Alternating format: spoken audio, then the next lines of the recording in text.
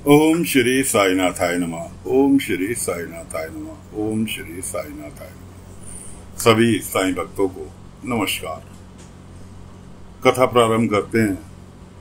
पिछले भाग में आपको सुनाया था कि साईं जो है काशीनाथ को लेकर अपने साथ द्वारका माई आ गए कि जब तक ये ठीक नहीं है हो जाता, शराब नहीं छोड़ देता, तब तक मैं ये मेरे साथ द्वारका माई में रहेगा। बाईजामा ने उसके परिवार की पालन पोषण की जिम्मेवारी ले ली कि जब तक ये ठीक नहीं हो जाता, उसकी पत्नी और बच्चे से कहा कि तुझे किसी तरह की कमी नहीं होगी, आराम से रह। द्वारका माई में आने के बाद बाबा ने एक पोटली अजवाइन की निकाली। पाटिल जी वहीं मौजूद थे और काशीनाथ के हाथ में थमाई कि बाईजामा के पास जाओ और इसको जो है 3 लीटर पानी के अंदर उबल वाकर लेकर आओ। जब 1/3 पानी, 1 लीटर पानी रह जाए, तब इसको छानकर पानी किसी बर्तन में लेकर यहां आ जाना। लेकिन ये काम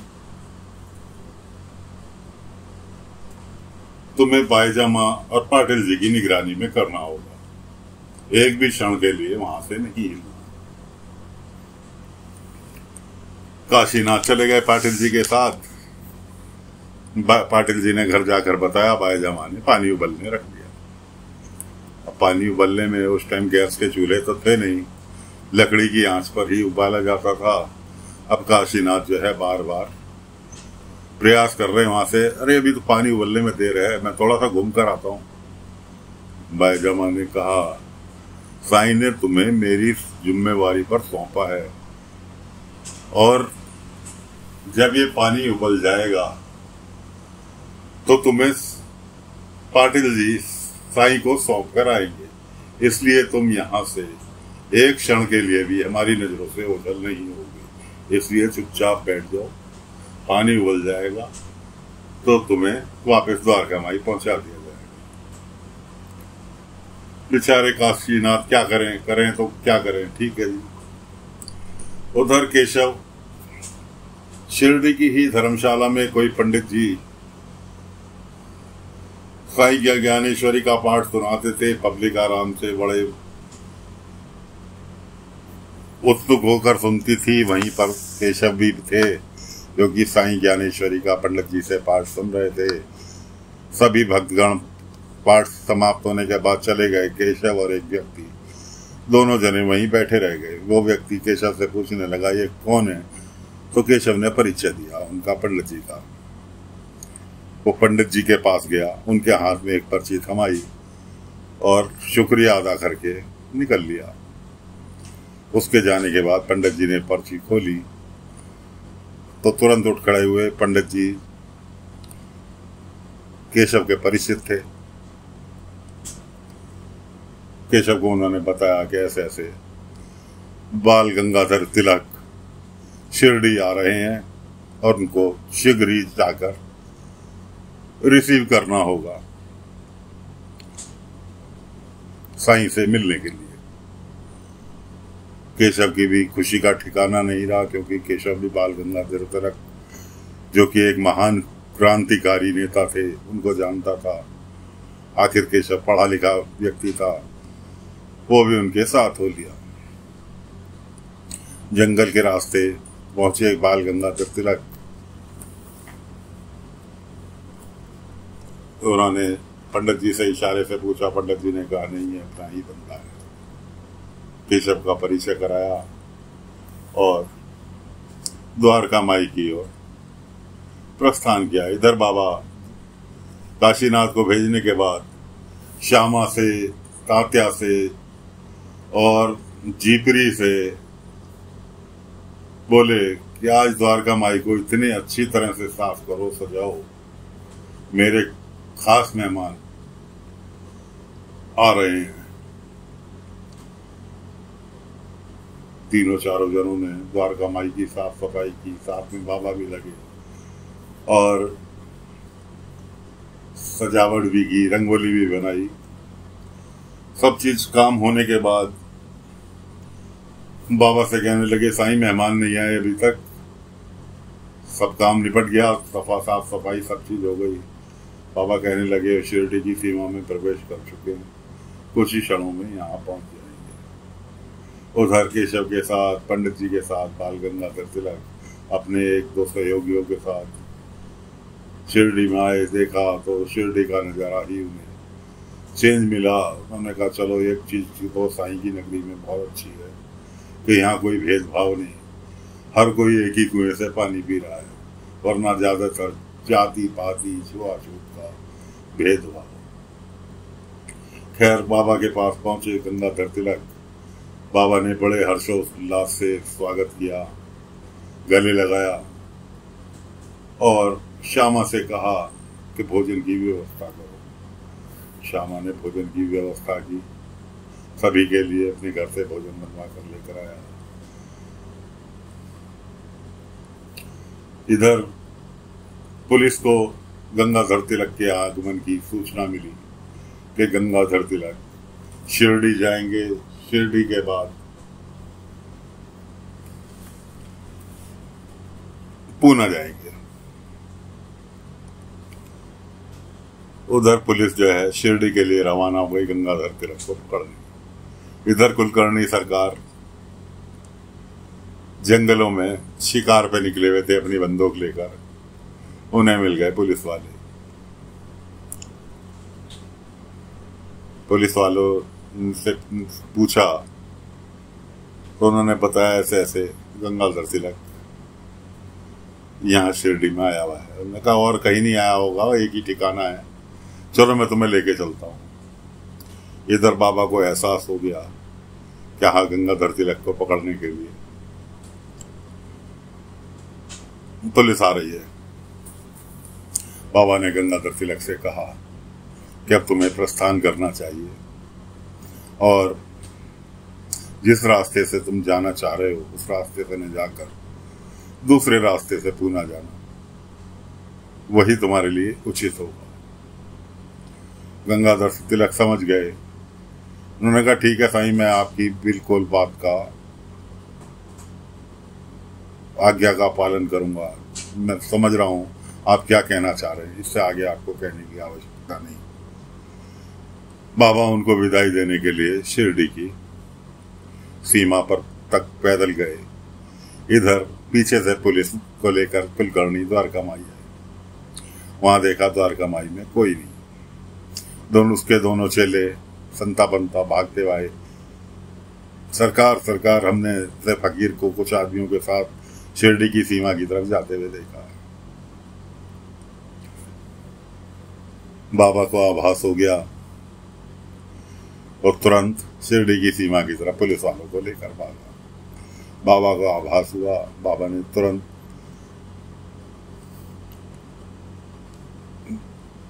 लोकमान्य तिलक से कहा, अब आपको निकलना चाहिए, ये विलंब करना हानिकारक होगा। लोकमान्य तिलक वहां से आज्ञा लेकर बाबा की पूना की ओर निकल लिए।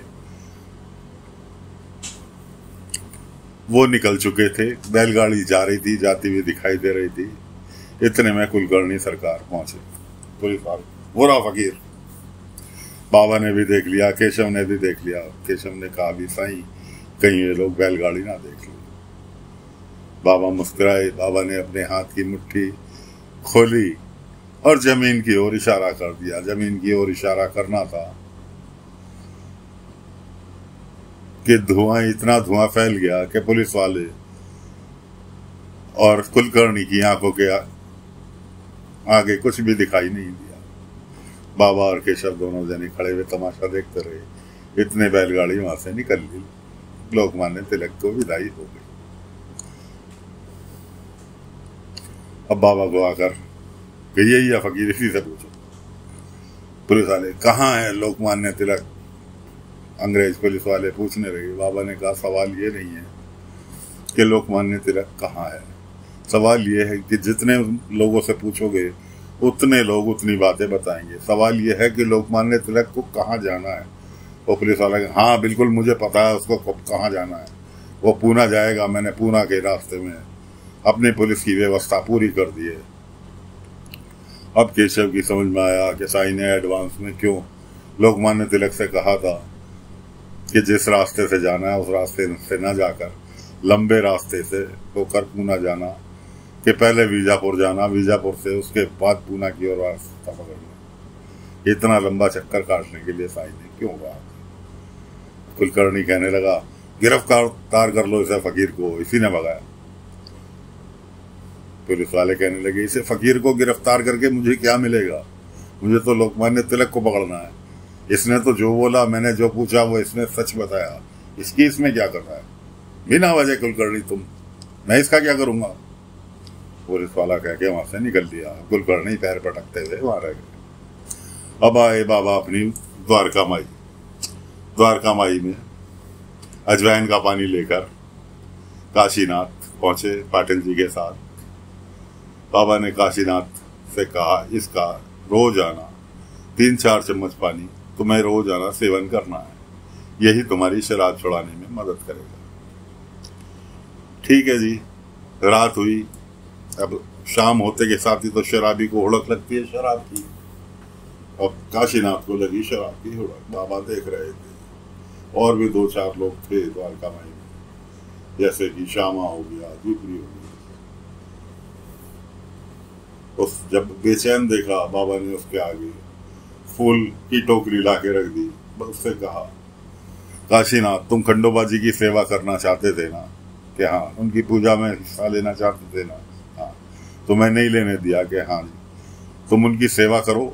ये माला जो है खंडोबा जी के लिए तैयार हो रही है, इसकी माला बनाओ और हर माला का फूल पिरोते समय जय श्री राम बोलते रहना। तुम्हारा वक्त भी कटेगा और तुम्हें शराब की हुड़क भी नहीं उठेगी। वो ऐसा ही करता रहा और उसकी माला बनकर तैयार हो गई। उधर कुलकर्णी पहुंचे अपने वाड़े। इसने फकीर ने मुझे फिर हरा दिया। खैर कोई बात नहीं, मैं करने दूंगा इसको काशीनाथ का इलाज। अपने दिनों चेलों से कहा कि शराब लेकर जाओ और काशीनाथ को किसी भी बहाने शराब पिलाओ। फकीर सो जाए उसको बुलाकर इशारे से उसको शराब पिलाना। उसके दोनों बंदे, रात का समय था, बाबा भी सो गए और काशीनाथ भी सोने ही वाला था कि दोनों बंदे शराब लेकर पहुंच गए द्वारका माई के बाहर। इशारे से बुलाया। डरता हुआ काशीनाथ आया क्योंकि कर्जदार था। उसने कहा शायद कर्जा मांगने। उसने कहा नहीं, कर्जा मांगने नहीं आए और हम तो शराब लेकर जा रहे थे। तेरे से पूछा कि तुझे हुड़क उठ रही होगी, तू भी पी ले। बाबा ने उसके हाथ में उन्होंने बहुत प्रेशर देके शराब की पात्र थमा दिया। अब वो जैसे ही मुंह से लगाने की सोच ही रहा था कि सामने बाबा अपने झूले पे से उतर के उसके सामने आकर खड़े हो गए। मैंने कहा पीले पीले काशीनाथ, पीले। मैं मना नहीं कर रहा, दिल से कह रहा हूँ पीले। हुड़क उठ रही होगी। अगर तू समझता है कि तेरे लिए ये आवश्यक है, इस वक्त के लिए बहुत जरूरी है, पीले। लेकिन पीते समय जितनी बार घूट लियो, हर घूट के बाद जय श्री राम बोल दियो। पी ले, मेरी तरफ से खुली छूट। उसने एक घूट तो पिया और उसके बाद जय श्री राम बोला। दूसरा घूट वो मुंह में लेने ही जा रहा था कि उसे अगली पिछली सारी कहानी याद आ गई। क्या उसकी पत्नी ने कहा, क्या उसके बेटे ने कहा, क्या उस पत्नी ने उसको धौंस दी कि अगर तुमने शराब पी तो तुम मेरा मरा हुआ मुंह देखोगे, मैं घर छोड़कर चली जाऊंगी। उसे सारी बात याद आ गई। उसने लिया शराब का बर्तन, वहीं पटक दिया और कुलकर्णी के आदमियों को भगा दिया। हर मैं नहीं पीता शराब, मैं शराब छोड़ने आया हूँ, पीने नहीं आया है साईं के पास। और वो जाकर द्वारका माई में सो गया। कुलकर्णी के आदमी अपना मुंह पिटाकर वापस आ गए कुलकर्णी वाले। कुलकर्णी ने उनकी जम के धुलाई की कि तुमसे एक काम नहीं हुआ जो मैंने तुम्हें जरूरी काम बताया था। इधर तानाकशी करने के लिए उसके पिता, उसका बड़ा भाई और उनकी पत्नी, तीनों जने पहुंचे उसके घर, काशीनाथ के घर, जहां उसकी बीवी और बच्चा थे। उन पर छीटा कशी कर रहे थे, ताना कशी कर रहे थे, ये क्या शराब छोड़ेगा, ये वो इस तरह की बातें। बाईजमा आई, बाईजमा वहीं पर मौजूद थी। बाईजमा कहने लगी, तुम लोगों को उसके दुख में उसका साथ देने के बजाय तुम छीटा कशी कर रहे हो और इसका मनोबल डाउन कर रहे हो। ये बेचारी क्या करे, गलती तो तुम्हारी थी, तुम्हें उसको पहले से ही कंट्रोल में रखना चाहिए था। और अब साईं लेकर गया है ना उसको सुधारने के लिए, मुझे साईं पर पूरा विश्वास है कि तो वो आएगा साईं के पास से सुधर के, हर हालत में आएगा। रही बात पूजा की, कि शायद ऐसा ना हो कि इस साल की पूजा आपको मजबूरी में उसी के हाथों करानी पड़े। अब जब बाईजमा टाइट हो गई तो बाईजमा के आगे तो कुलकर्णी सरकार की भी नहीं चलती थी गांव में। बाईजमा इतनी दयालु और इतनी कड़क प्रवृत्ति की महिला थी कि उनके आगे तो कुलकर्णी सरकार को भी घुटने टेकने पड़ते थे। कि नारी का सम्मान, नारी शक्ति का उन्होंने प्रदर्शन कुलकर्णी सरकार के सामने किया था और अपनी बात मनवाई थी। अब पहुंचते हैं ये लोग खंडोबा पूजा की निमंत्रण देने के लिए, घर घर पहुंचते हैं द्वारका माई बाबा को निमंत्रण देने के लिए। बाप बेटे दोनों, इसका काशीनाथ का बड़ा भाई और उनके पिता दोनों बाबा से कहते हैं, साईं आप इसको सुधारने का ठेका ले रहे हैं, सुधारने की बात कर रहे हैं, कोई बात नहीं, हम इसको भी निमंत्रण दे रहे हैं कि ये भी पूजा में शामिल हो सकता है। पूजा इसके हाथों तो नहीं, लेकिन हाँ शामिल हो सकता है। बाबा ने कहा कि अगर ये चीज तुमने इसमें इसकी बिगड़ने में इसका सारा दोष नहीं है। उसके पिता से कहा, ये दोष इसमें अधिकतर तुम्हारा है कि तुमने अपने दोनों बेटों को एक समान नहीं समझा। छोटे को तुम हमेशा गैर जिम्मेवार ही समझते रहे। अगर उसी वक्त तुमने इसके ऊपर अंकुश लगाया होता तो आज ये मेरे पास नहीं होता, ये तुम्हारे बड़े बेटे की तरह तुम्हारे साथ कंधे से कंधा मिलाकर चल रहा होता। खैर कोई बात नहीं, देर आए दुरुस्त आए। कि यहाँ कि मुझे पूरा यकीन है कि बहुत जल्द ये तुम्हारे बड़े बेटे की तरह ही तुम्हें दिखाई देगा। बड़ा बेटा कुछ बोला, बाबा ने उसको चुप कराया कि सब्री रखो, अभी कोई छीटा कसी नहीं, वक्त का इंतजार करो। तो साथियों, काशीनाथ का इलाज चलता है। खंडोबा जी की पूजा बहुत शीघ्र होने वाली है। आगे की कथा अगले अंक में लेकर हाजिर होंगे। कथा को फिलहाल यही विराम देते हैं। ओम साई राम, ओम साई राम, ओम साई राम।